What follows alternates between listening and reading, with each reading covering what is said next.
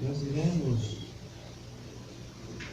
igreja, dar continuidade no tema, entrando em outros assuntos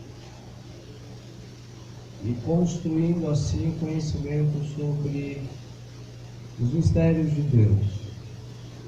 Então, no primeiro dia nós falamos da doutrina da Trindade, a importância dessa doutrina, ainda que falamos pouco, mas para a gente se orientar um pouco sobre essa doutrina, falamos um pouco desse único Deus, que é a única essência, a única natureza, mas que são três pessoas distintas.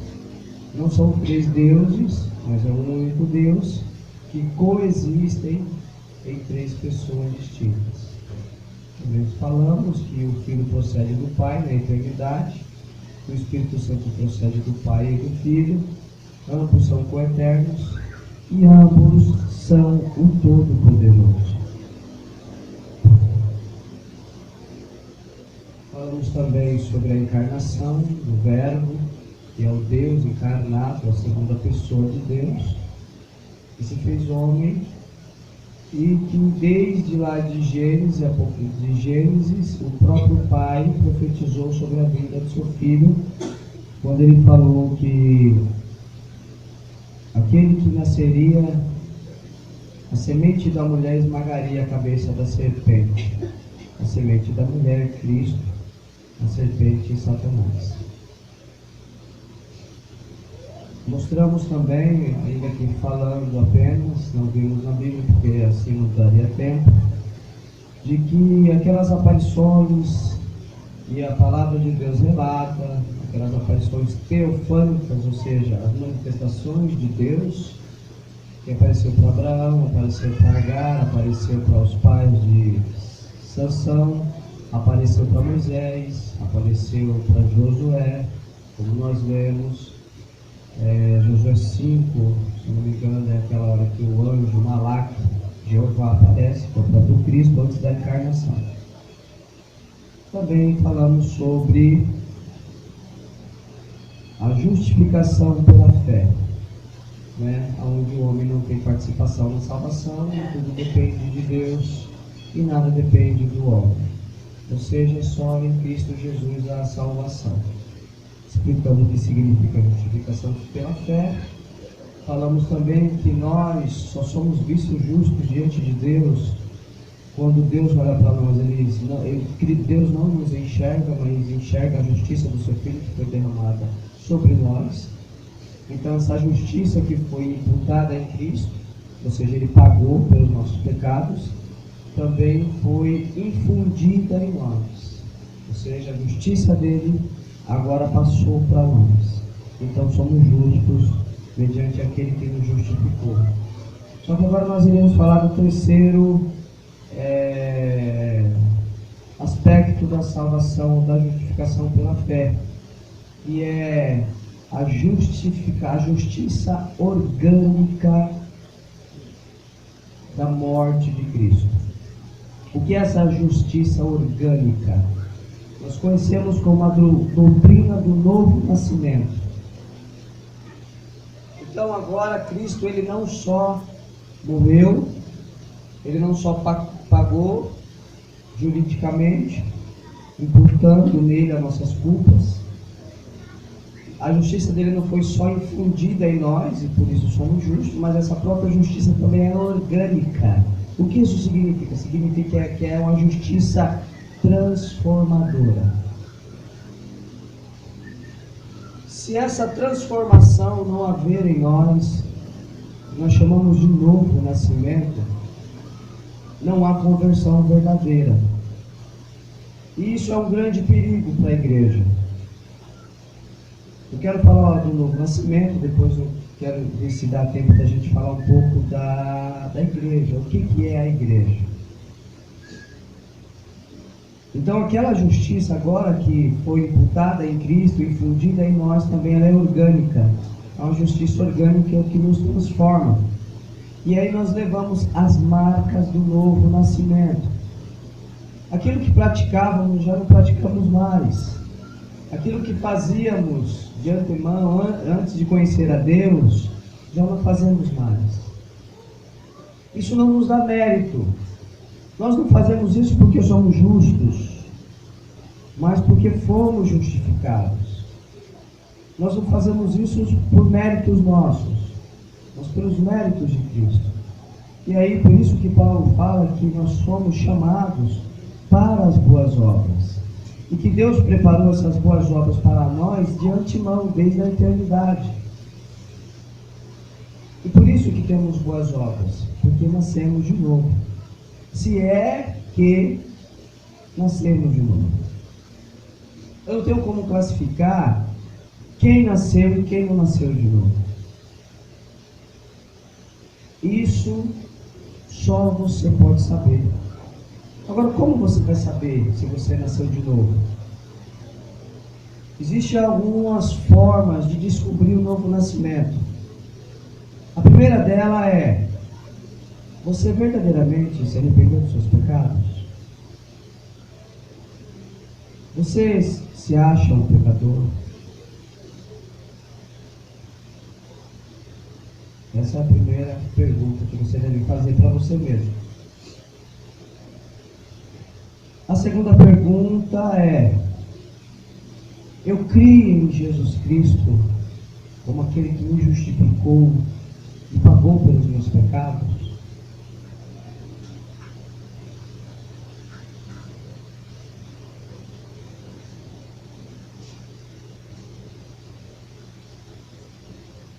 A terceira pergunta que você deve se fazer é se há as marcas de Cristo em você. Você é perseguido pela obra de Deus? Você tem amor à palavra de Deus? Você sente alegria quando ouve a palavra de Deus? Você tem prazer em louvar a Deus? Você sente fome e sede para aprender os mistérios de Deus? Tudo que você aprende lhe transforma. Você percebe que há uma transformação verdadeira em você, ou você é o mesmo e a mesma desde o dia que você foi batizado? Você é aquela mesma pessoa, você nunca mudou. Se você nunca mudou desde o dia que você foi batizado, você não passou pelo novo nascimento. Você pode até frequentar a igreja, você pode se reunir, você pode cantar, você pode louvar, você pode até pregar, mas se você não nascer de novo, nada disso vai adiantar.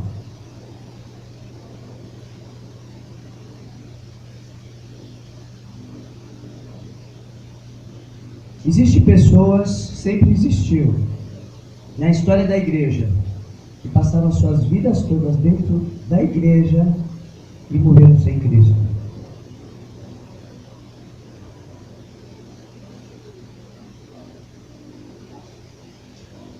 Nós devemos entrar lá no templo de Salomão, que prefigurava Cristo, aquele templo que foi construído por Salomão. Ele tinha o átrio, tinha o lugar santo e o lugar santo dos santos. No átrio quem não era sacerdote não podia entrar no lugar santo. No lugar santíssimo só entrava o sumo sacerdote.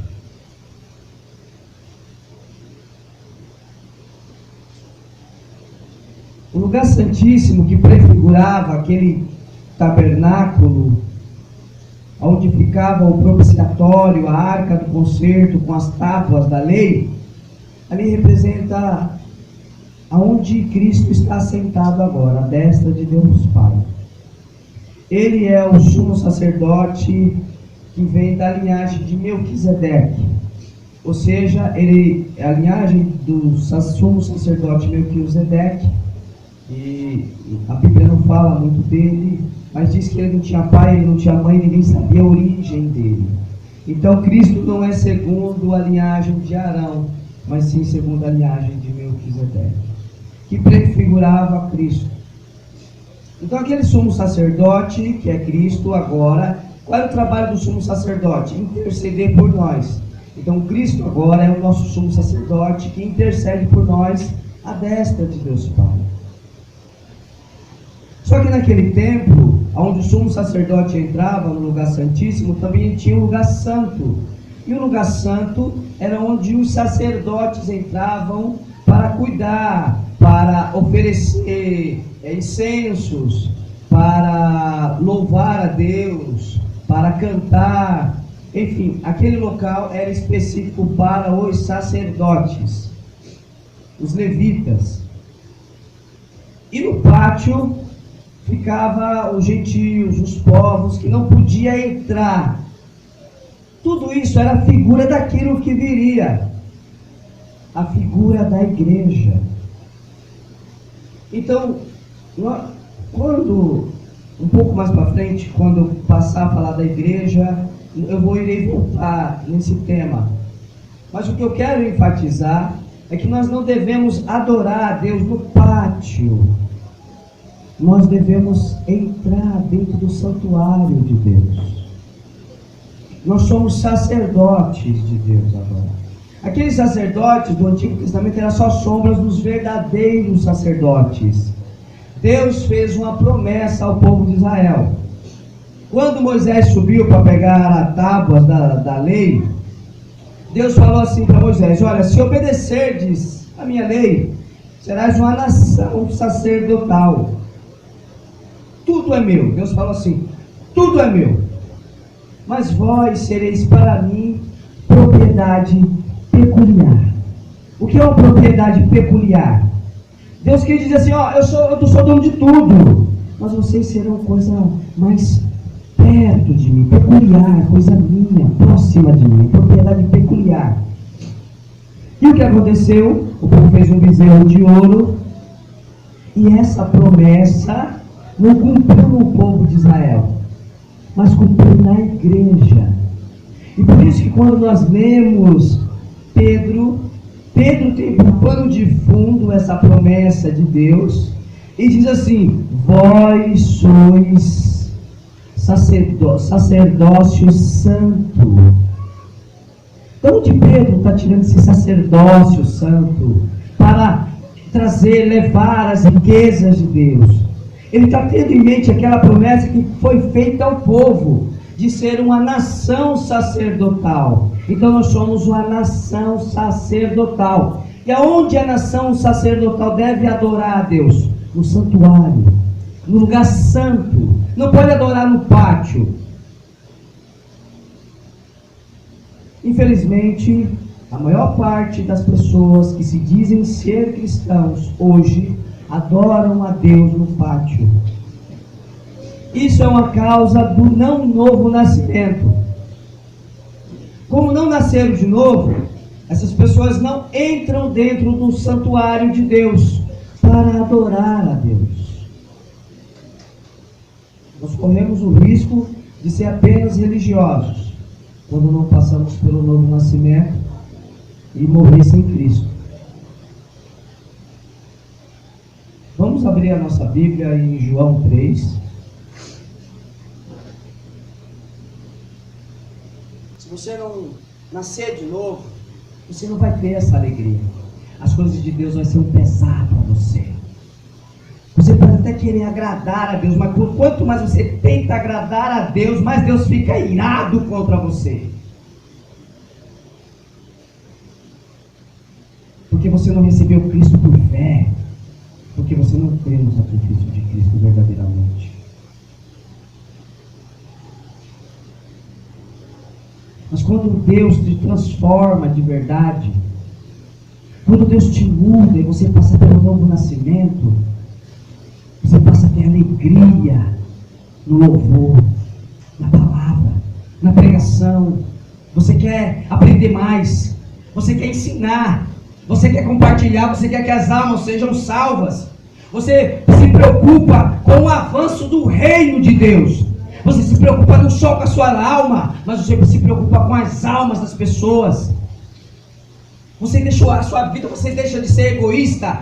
O seu egoísmo, o seu egocentrismo vai aos poucos diminuindo, porque você começa a passar por uma transformação. Isso é o novo nascimento. Você nasce de novo. Você passa a viver uma vida para Cristo, verdadeira.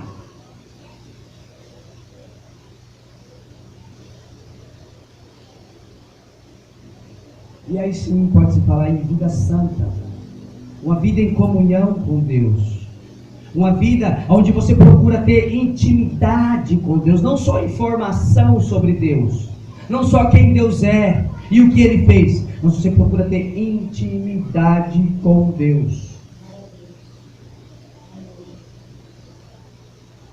Tem pessoas que dizem assim: não, eu preciso ir para a igreja, mas primeiro eu preciso me corrigir. Ele acha que é a justiça dele que vai levar ele até Deus. Ele não entendeu o que é a salvação. Essa semana eu fui meio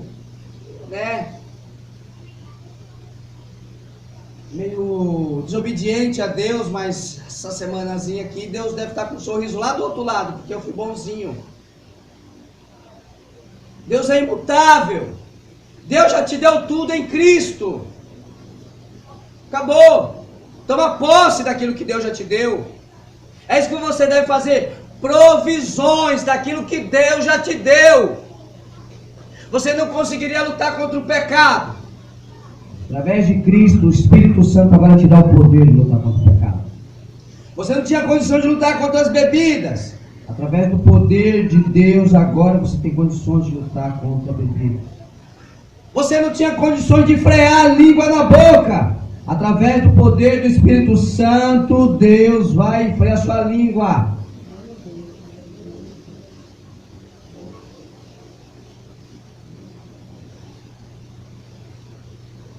E tudo mais, tudo que é do homem caído. Entenda uma coisa, isso está em mim também. Todos esses caracteres do homem caído quer nos tomar. Mas o Espírito Santo tem que nos transformar. Senão você não nasceu de novo. Se você continua tendo os mesmos atos mundanos, você não passou pelo novo nascimento. Você não nasceu de novo.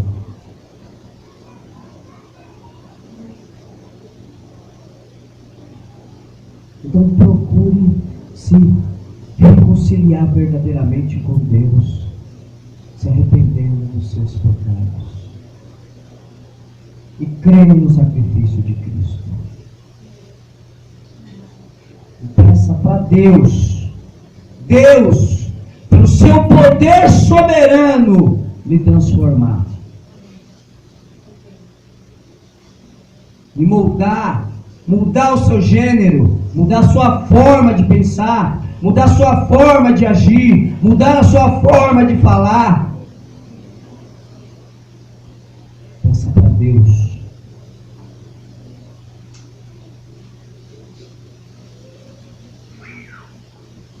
Uma vez agora estabelecido que é um pouco do novo nascimento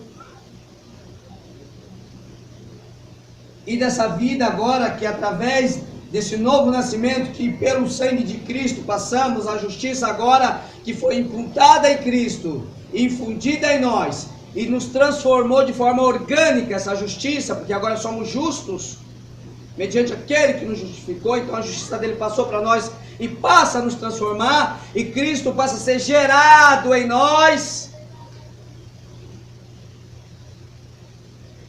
Agora nós vamos entender o que é a igreja. O que é a igreja? A igreja não é você. A igreja não sou eu. A igreja somos nós. Primeiro ponto do que é a igreja. A igreja somos nós. Eu vou falar primeiro o que não é a igreja, tá? Depois falar o que é a igreja. Então a igreja, ela não é um clube social onde você vai para se encontrar com pessoas. A igreja não é isso. A igreja não é uma entidade assistencialista, ainda que faça obras de caridades e piedades. Mas ela não é isso.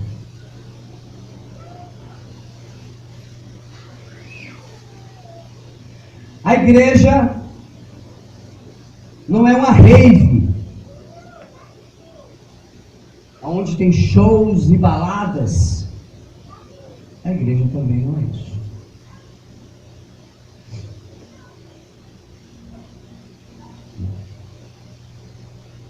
A igreja não é um teatro. A igreja não é uma entidade filantrópica que cuida de alcoólicos, ainda que a igreja possa ter esse tipo de obras dentro dela. Mas não é esse o foco da igreja. Todas essas outras coisas são seculares. São atos, ofícios que a igreja produz por ela ser a igreja. Mas a igreja, ela não é nada disso.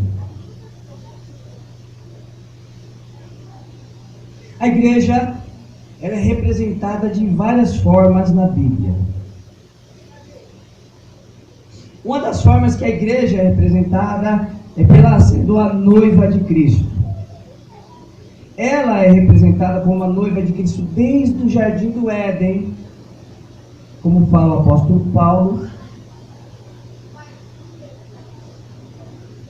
como fala Salomão, e como falou o próprio Cristo. O apóstolo Paulo disse que Adão era a figura de Cristo e Eva é figura da igreja. Por isso que Satanás procura de todas as formas enganar a Eva de Cristo. Então a igreja, ela é a noiva de Cristo. Quando Deus disse assim para aquele concílio de Deus, e disse assim: não é bom que o homem esteja sozinho. Construamos uma adjuntora para ele. Ali Deus já estava pré-anunciando o surgimento da igreja, a noiva do seu filho.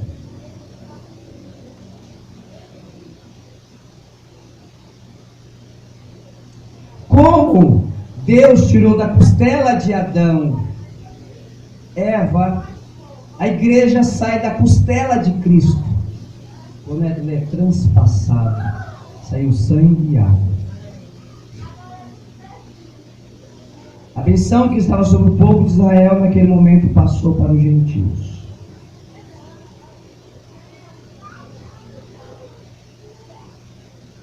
E dessa forma agora, Cristo, Deus fez tudo. O mistério, por isso que o mistério de Cristo, o Paulo fala assim: o mistério de Deus é Cristo, e o mistério de Cristo é a igreja. O mistério de Cristo é a igreja. Por que o mistério de Cristo é a igreja? Porque Deus fez tudo. E disse Deus: haja luz, e houve luz. E Deus foi falando e foi acontecendo. Mas fez Adão, E dentro da criação não tinha ninguém que pudesse ser companheira de Adão. Dentro da criação não tinha ninguém que pudesse ser companheira de Jesus Cristo. Porque Adão é figura de Cristo. Então, o próprio Deus quis tirar da costela do seu filho a sua noiva. Aquela que Pedro diz assim: vós sois co-participantes da natureza divina de Cristo. Ou seja, quando formos ressuscitados em glória, nós teremos um corpo glorioso, assim como Ele é. Nós seremos. Nós não temos nem ideia do que isso significa. Então, o primeiro ponto é que a igreja, ela é a noiva de Cristo. O segundo ponto é que ela é a construção de Deus. Ela é um edifício que está sendo construído para a morada de Deus. Deus irá habitar em nós e conosco eternamente. Eternamente.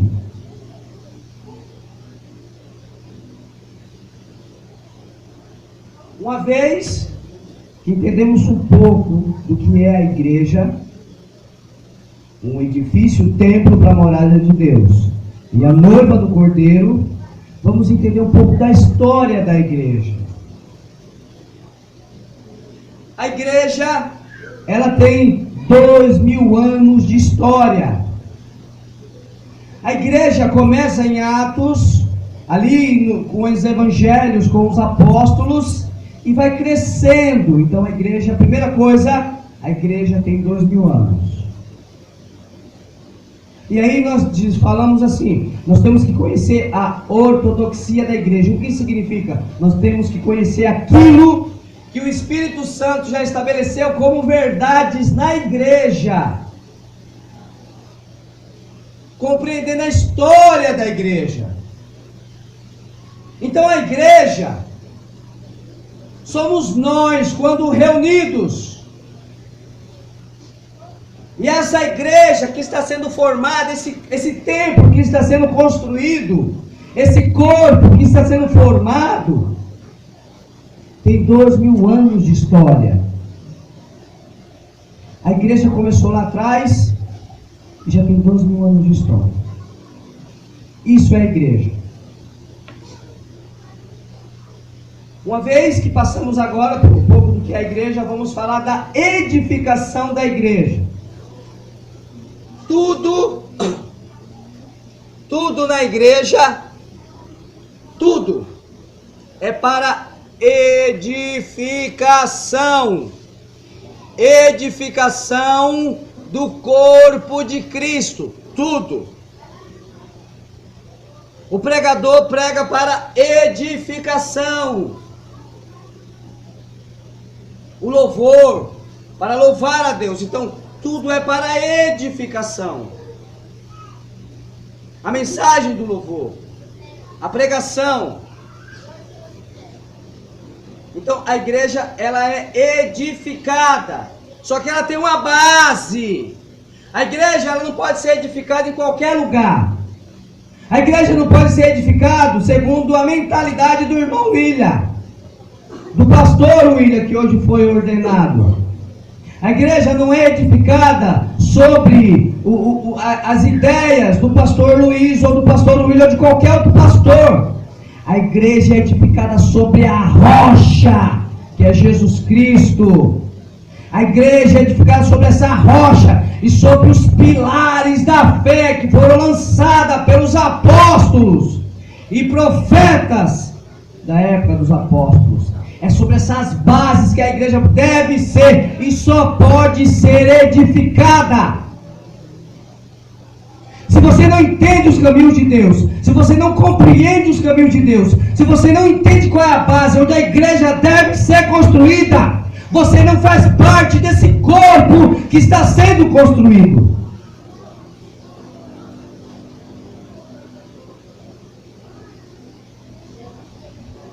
E por isso que o ministro deve ser fiel à palavra de Deus. Porque só sobre ela a igreja deve e só pode ser edificada.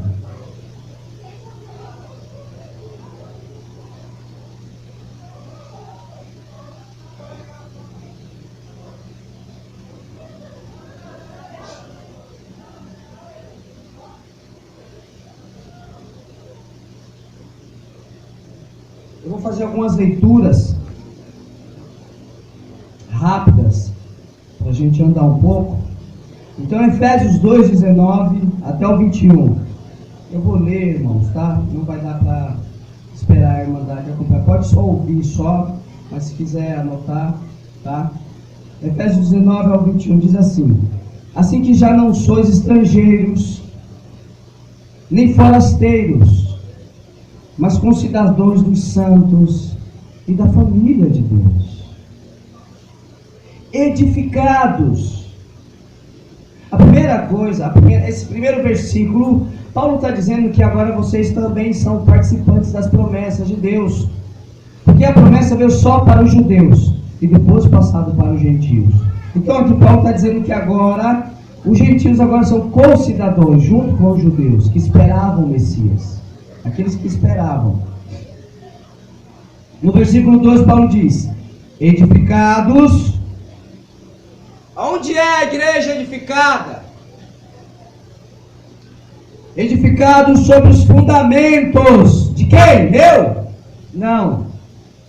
Dos apóstolos e dos profetas, de que Cristo é a principal pedra da esquina. É só sobre essas bases que a igreja pode ser, deve e tem que ser edificada. Se não for esse endereço, não está certo o endereço. Essa igreja é uma falsa igreja que vai conduzir todo o rebanho para a perdição.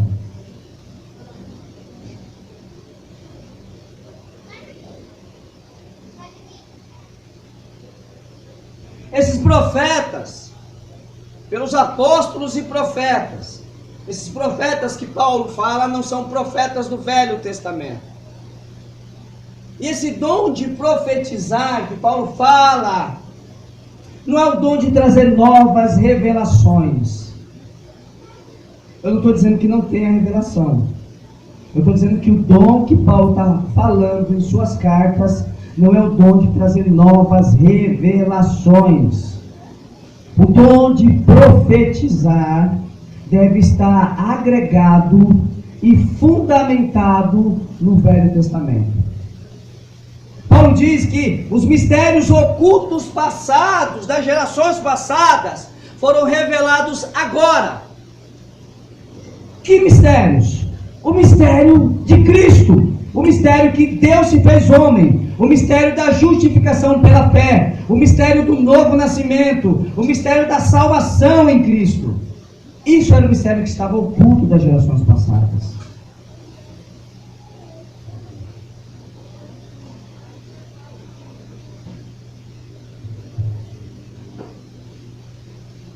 No qual todo o edifício,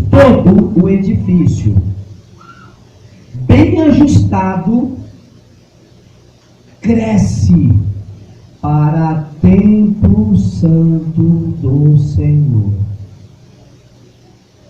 Todo edifício cresce sobre essas bases.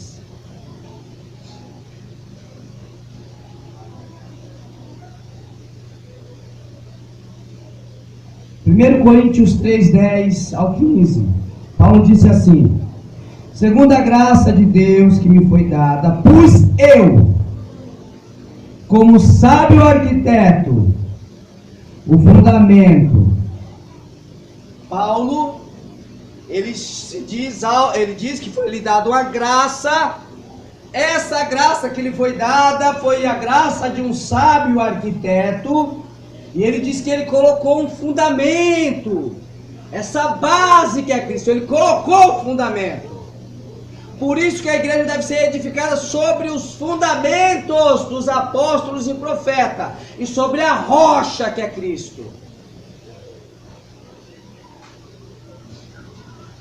E outro edifica sobre ele. Você edifica. Esse outro também serve para o pastor, para ministro. Eu lancei, outro edifica sobre ele. Mas é o que Paulo vai falar. Mas veja cada um como edifica sobre ele. Cada um deve saber como está edificando em Cristo a sua casa espiritual. E se alguém pode pôr outro fundamento além do... Porque ninguém pode pôr outro fundamento além do que já está posto, que é Jesus Cristo. E se alguém sobre este fundamento, sobre Cristo, formar um edifício de ouro, de prata, de pedras, aqui essa tradução diz pedras preciosas, mas essas pedras preciosas não são diamantes e joias, são pedras nobres, mármore, granito, na tradução original do grego é isso que significa. Pedras preciosas, madeira, feno, palha, a obra de cada um se manifestará. Na verdade, o dia o declarará, porque pelo fogo será descoberta, e o fogo provará qual será a obra de cada um. Sobre essa rocha, cada um de nós está construindo. O pregador que prega, se o pregador está pregando para ter glória, ele está construindo a sua casa, ele está pregando Cristo, ele está anunciando Cristo, ele está pregando sobre as coisas de Deus, ele está ensinando, ele é ortodoxo, ele é fiel à palavra. Mas ele não procura a glória de Deus, ele está procurando a sua própria glória. Ele está construindo a própria casa dele com palha, com feno. Ainda que ele está construindo sobre a rocha, mas os elementos que ele está construindo é um elemento frágil, que quando for colocado à prova na vinda de Cristo, não vai suportar. Então cada um de nós deve saber com que material nós estamos construindo sobre Cristo a nossa casa espiritual. Será que é pedra preciosa? É ouro? É prata? Ou é palha? É feno? Que tipo de material eu estou usando?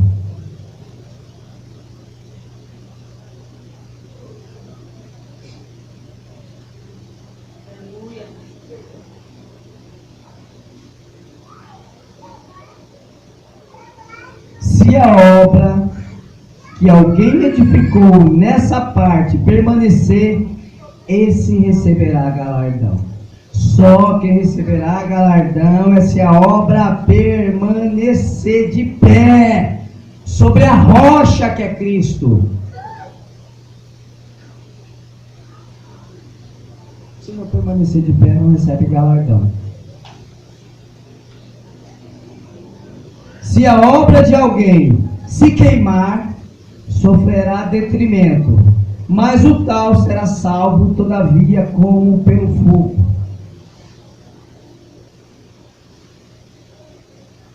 O que Paulo quis dizer aqui? Vou ler de novo. Se a obra de alguém se queimar, sofrerá detrimento, mas o tal será salvo, todavia, como pelo fogo. O que Paulo está dizendo aqui é que se você construiu, o pregador construiu sobre a base certa. Ele era bíblico. Aquela irmã, aquele irmão eram bíblicos. Eles estavam estribados na palavra de Deus. Mas ele usou palha. Foi queimada, não ficou de pé. Não ficou diante de Deus, diante da vida de Cristo, não ficou de pé. Essa obra que se queima, que vai sofrer detrimento porque se queimou, esse será salvo, todavia como pelo fogo. Ou seja,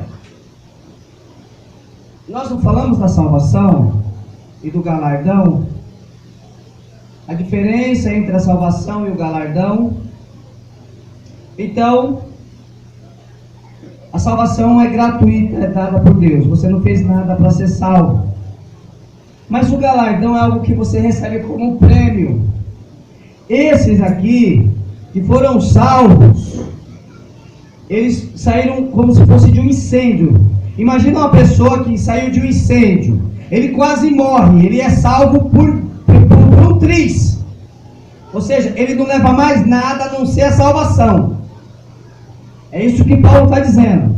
Esses aqui, que creram em Cristo, porque a salvação não depende de você, ainda que Deus, se você nasceu de novo, você terá que ser transformado, mas se você construir na casa do Senhor, nessa obra que está sendo construída, que é o que você está fazendo, for de palha e for queimada, você vai sofrer esse detrimento, e você vai sair, você vai ser salvo como se fosse de um incêndio. Você não vai levar mais nada. Você vai ser salvo por um triz. É como se o Senhor falasse assim: vai, passa antes que eu mude de ideia. Vai, passa, entra para ser salvo, É mais ou menos isso que Paulo está dizendo. Foi salvo por um triz. Mas só vai levar a salvação, não vai levar o galardão. Vamos caminhar mais um pouco. Efésios 1:3 diz assim: Bendito seja o Deus e Pai do nosso Senhor Jesus Cristo, o qual nos abençoou com todas as bênçãos espirituais nos lugares celestiais em Cristo, como também nos elegeu nele antes da fundação do mundo. Deus nos elegeu em Cristo antes da fundação do mundo, para que fôssemos santos. Olha para que fomos eleitos. Alguns dizem assim, sobre a doutrina da eleição: se Deus me elegeu, então eu não preciso fazer nada. Eu já sou eleito, se eu já sou salvo pela eleição. E quem não é eleito? Como que isso acontece? Na verdade, nós somos eleitos, e se somos eleitos, nós temos que confirmar a nossa eleição. E uma da formas de confirmar a nossa eleição é que Ele nos elegeu para que fôssemos santos, irrepreensíveis diante dEle em caridade, no amor e na ação. E nos predestinou para filhos da adoção por Jesus Cristo, para si mesmo, segundo o beneplácito da sua vontade. Terminando aqui, eu só gostaria de concluir que o beneplácito de Deus significa aquilo que Deus tinha no seu coração. A boa vontade de Deus de querer salvar o ser humano, de querer dar vida para ele. Eu termino o estudo. Nós providenciamos um certificado para a Irmandade, tá? Sobre os dias que nós tivemos do estudo bíblico, do seminário, sobre os temas, tá? Só para ter uma lembrança, tá bom? Dos temas, tá? Voltando aqui para a gente concluir. Então, a predestinação é essa salvação que Deus nos elegeu lá atrás. Nós não vamos, é muito tema, é muito assunto. Então Deus abençoe a todos. Eu vou encerrar por aqui, a gente não vai conseguir. As irmãs já estão cansadas já, a gente está desde cedo. Eu entendo, né? Eu entendo o cansaço, é cansativo, os temas são muito, às vezes cansa. Nós até queremos continuar, mas é cansativo. Deus abençoe a todos que participaram, tá? Guardem no coração as palavras que foram pregoadas, foram ensinadas, todos os temas. É muito tema, é muita coisa que temos que aprender sobre as coisas de Deus, sobre os mistérios de Deus, e nós não iremos conseguir abordar tudo em um único dia. Tá? Deus abençoe a todos. Vamos orar. Essa oração de agradecimento por tudo que Deus tem preparado hoje, nesse dia, nessa noite para nós. Que o Senhor grave no nosso coração suas palavras santas. Que Satanás não tire do nosso coração aquilo que Deus semeou em nós. Que possamos crescer em espírito, em graça, no conhecimento de Cristo. E como igreja possamos ser edificados nas verdades da palavra de Deus, amando uns aos outros, perdoando uns aos outros, vivendo em comunhão no Espírito, porque isso também são sinais do novo nascimento. Tá bom, irmãos? Vamos orar? Senhor nosso Deus e bom Pai que habita no céu, em nome de Jesus Cristo, Senhor, estamos aqui para te agradecer por esse dia, por essa noite que tu nos concedeu, Senhor, para louvar o teu nome, para engrandecer a tua santidade, para te louvar na beleza da tua santidade, Senhor. Graças te damos pelo aquilo que Cristo fez por nós, Senhor. Nós que fomos rebeldes a ti, que não te agradamos, que, ó Deus, somos pecadores, tu és santo, nós somos tão pequenos. Só tu, Senhor, para nos amar tanto e enviar do céu teu santo Filho e pagar o preço que pagou pelos nossos pecados, Senhor. Graças te damos, Senhor, porque não foi o nosso mérito que nos trouxe aqui, não foi a nossa força que nos fez ouvir a tua palavra, não foi o nosso entendimento, Senhor, que fez explanar a pregação, expor o que a tua palavra fala, mas tudo foi o teu Espírito operando em nós, Senhor, para a edificação da tua igreja, para que ela cresça em graça, em justiça e em verdade, Senhor. Abençoa a todos que estão aqui presentes, ó Pai. Toma a vida de cada um dos que estão aqui, dos nossos familiares, de cada um dos nossos, da irmandade, dos vizinhos, Senhor. Converte os corações, ó Deus, enche esse lugar, ó Pai. Cria os caminhos, Senhor, porque Tu conheces o que são teus, Senhor. Nós não conhecemos, Senhor, mas a Tua palavra, Tu és o Todo-Poderoso e tudo Tu podes, Senhor. Tu pode quebrantar o coração, Tu pode fazer, Senhor, renascer das cinzas aquele que está, Senhor, morto nos seus pecados e delitos, Senhor. Todos nós, Senhor, que estávamos extraviados nos Teus caminhos, Tu nos trouxe para aqui, Senhor, para andar diante de Ti. Opera nesse lugar, Senhor. Da sabedoria a essa irmandade, coloca nessa irmandade a fé, o fervor de Te servir, de anunciar o Evangelho, de pregar as boas novas, Senhor, de crescer, Senhor, o reino Teu, de avançar o Teu reino, ó Deus. Abençoa o pastor Luiz, dá entendimento e sabedoria ao Teu servo, Senhor.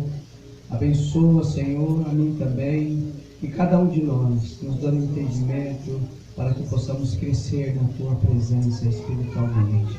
Te pedimos tudo, ó Pai amado, em nome de Jesus. Amém. Deus apostólica, a graça consoladora do desejo de Cristo, o amor de Deus, nosso Pai, e a doutrina do Espírito Santo, seja conosco na vida. Amém.